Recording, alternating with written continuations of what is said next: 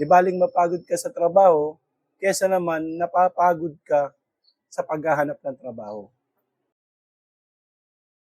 Dapat ingatan mo yung iyong kalusugan dahil yan naman ang magdadala kung ano yung magiging outcome mo sa journey ng trabaho mo eh.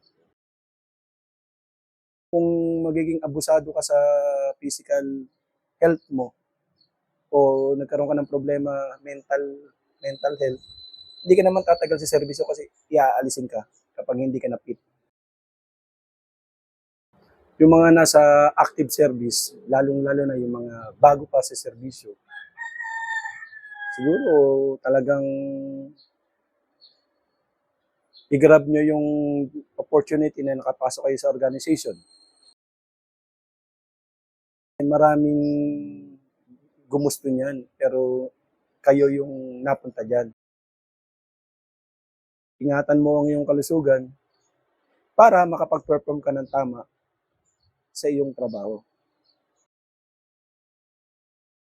Kapag okay ang iyong kalusugan, sabayan mo na rin na dapat maging okay din ang iyong financial ability sa trabaho. Dapat, kung dati kang empleyado, meron kang SSS, i-retrieve mo, buhayin mo. Darating yung panahon, iedad tayo ng senior age, di ba? May makukuha ka, may throwback sa iyo ang inipon mo sa mga SSS. Kung may pagkakataon ka mag-saving sa mga AppsLay o sa mga laylay na meron ng ating kapulisan, i-grab mo na magkaroon ka ng contribution dyan, capital contribution. Pag dating ng panahon na lumabas ka na, daig mo pa ang nagpatayo ng apartment sa mga dividend kapag ikaw nagtanim dyan. Kaya nga, kumbaga magiging stable yung financial mo. Magkakaroon ka ng stability ng financial sa buhay dahil nakapag-ipon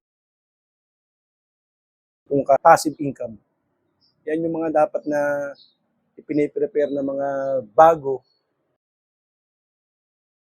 Hindi naman kasi pwedeng puro pag-iingat tsaka tapang lang sa kapulisan. Kailangan, futuristic ka, iisipin mo yung magiging buhay mo right after nung nasa trabaho ka para maging financially tsaka ayos yung sarili mo. Physical health tsaka financial health ang dapat yun.